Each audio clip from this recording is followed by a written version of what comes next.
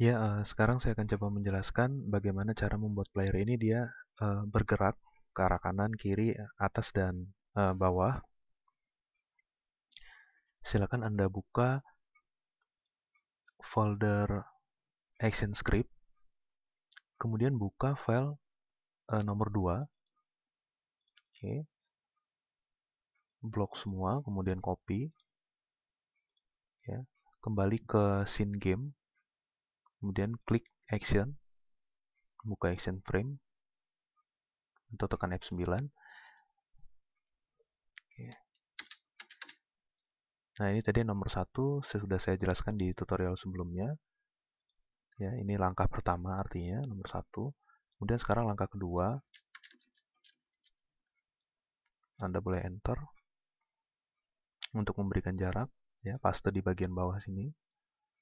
Paste. Oke. Nah, saya akan jelaskan sedikit. Di sini kita menggunakan event listener, itu keyboard key down, ya, atau event yang membaca fungsi dari tombol keyboard ketika tombol yang ada di keyboard itu ditekan.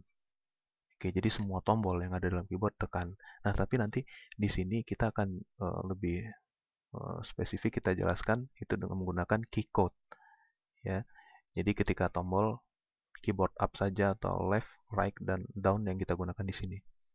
Oke, jadi event yang kita gunakan di sini key down. Key down artinya ketika tombol keyboard itu ditekan. Ya, jadi kita menggunakan dua nanti, key down dan key up. Ketika tombol ditekan dan ketika tombol dilepaskan. Oke, di sini isi dari event key down-nya, jika i itu adalah variabel yang berisi keyboard event, artinya yang kita membaca dari keyboard event.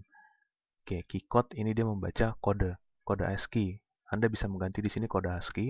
Jadi kalau kiri itu misalkan 37 atau 38, saya lupa, 37, 38, 39 ya, atau 40 untuk kode ASCII-nya Anda bisa lihat itu. Anda bisa cari kode ASCII untuk keyboard, atau shift itu 32 atau spasi yang 32, saya lupa saya. Anda boleh mencari untuk kode ASCII. Namun di sini Flash juga menyediakan langsung tanpa kita mengetikkan kode seperti contohnya 39 atau 40 dan yang lainnya, ya. Jadi kita cukup memanggil keyboard.up, ya. Artinya ketika kita menekan tombol tanda panah atas. Oke. Nah, ketika kita menekan tombol tanda panah atas, maka variabel yang sudah kita buat sebelumnya, variabel gerak atas, ini kita rubah nilainya menjadi true, ya. Sebelumnya ini nilainya menjadi ini sebelumnya nilainya false. Kemudian ketika kita menekan tombol panah atas, maka nilainya di sini kita rubah jadi true. Begitupun untuk yang lainnya, ya. Untuk keyboard left, ini gerak kirinya kita rubah jadi true. Untuk yang right, gerak kanannya kita rubah jadi true nilainya. Gerak bawah untuk yang down, ini gerak bawahnya kita rubah jadi true. Oke. Nah, fungsi dari perubahan nilai dalam variabel ini nanti akan kita bahas di fungsi enter frame, ya. Jadi nanti ini berfungsi untuk membaca tombol mana yang sudah ditekan, apakah tombol atas, kanan, kiri, atau bawah. Ya, untuk selanjutnya di enter frame-nya nanti akan dijalankan perintah untuk menggerakkan player ke arah yang sesuai dengan tombol yang ditekan. Oke. Nah, sekarang nomor 2 ini sudah. Silakan Anda buka lagi di scene yang nomor 3. Ini untuk keyboard up. Ya, Anda bisa kopikan, copy, kemudian saya enter, paste. Oke, nah ini keyboard up. Oke. Nah, maksud dari keyboard up di sini, ya, setelah kita melepaskan tombol. Kalau di key down tadi, ini ketika kita menekan tombol di keyboard, ya, kalau ini ketika kita melepaskan tombol di keyboard, ya, maka di sini kalau kita menekan tombol tanda panah atas, maka gerak atas berubah jadi true.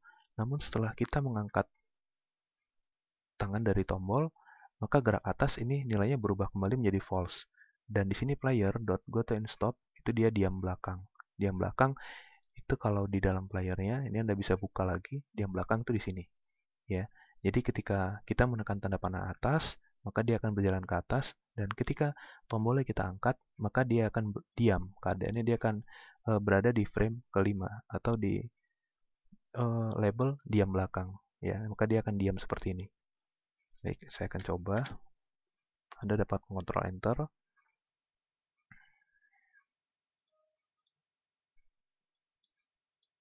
Oke, jadi kalau saya tekan, nah ini saya tekan tombol tanda panah kanan, kemudian saya angkat, saya lepas tombolnya, maka dia akan berhenti di frame diam kanan. Kemudian kalau yang tadi yang atas, saya tekan tombol keyboard ke atas, kemudian saya angkat, nah dia akan berhenti di diam belakang.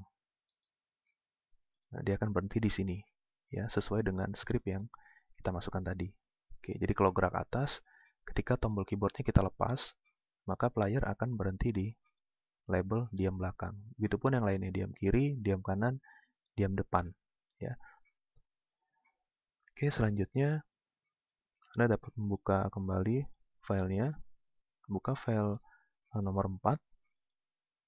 Langkah selanjutnya, copy semua, kemudian paste bagian bawah. Anda bisa enter untuk memberikan jarak, paste. Ya. Nah, di sini fungsi yang kita gunakan itu berbeda dengan fungsi sebelumnya. Kalau fungsi yang sebelumnya itu untuk membaca keyboard event, apakah keyboard ditekan atau keyboard itu dilepas, ya. Nah, tapi kalau untuk di sini ini adalah interframe. Interframe itu di dalam Flash itu adalah fungsi yang dibaca terus-menerus, ya. Berbeda dengan keyboard event. Oke, gerak atas nilainya akan berubah menjadi true ketika kita hanya menekan tombol up, ya. Tapi kalau kita tidak menekan tombol up, nilai ini akan tetap false. Ya, kalau di awalnya dia kan false gerak atas. Jadi kalau kita tidak menekan tanda panah atas, maka nilai tidak akan pernah berubah jadi true. Oke, nah tapi kalau di interframe, ini adalah script yang akan diulang terus-menerus. Oke, jadi kalau gerak atas di sini, ya, ini kita pindahkan ke dalam interframe, maka nilainya akan selalu menjadi true. Karena ini adalah script yang dibaca terus-menerus atau script yang dibaca berulang-ulang. Oke. Nah, kemudian saya akan jelaskan isi dari interframe ini.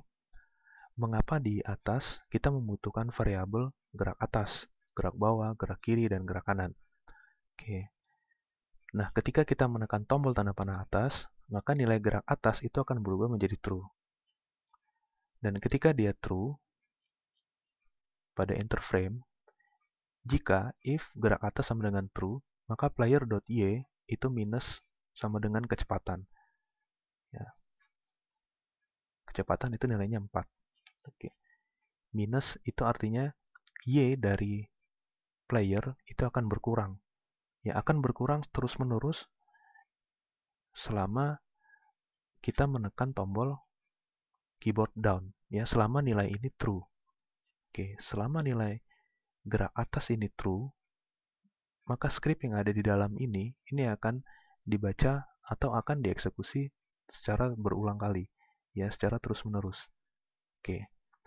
Nah, ini membuat player terlihat berjalan. Contoh di sini Anda dapat melihat mengapa y-nya itu kita minus, y min sama dengan kecepatan. Ya, kecepatan itu nilainya 4, jadi sama aja y min sama dengan 4 seperti ini. Oke. Nah, mengapa kita minuskan? Kalau Anda lihat di sini player, kemudian Anda buka, di situ ada y, nilai y-nya itu 79. Kalau saya minuskan 4, itu menjadi 75. Nah, dia akan naik ke atas. Terus, saya minuskan 4 lagi, 71. Dia akan naik ke atas. Nah, pengurangan dari nilai y ini akan terus dilakukan selama nilai dari gerak atas itu true. Jadi nilai y-nya akan terus berkurang. Nah, jadi seolah-olah ini dia akan berjalan ke arah atas, karena nilai dari y-nya selalu berkurang. Oke. Nah, itu fungsi dari interframe. Ya, jadi interframe itu adalah fungsi di mana script yang ada di dalamnya itu akan dieksekusi terus-menerus, akan dieksekusi berulang kali. Oke. Berikutnya saya akan coba, saya Ctrl Enter. Oke, di sini ada gerak kanan, saya akan coba menjalankan ke kanan.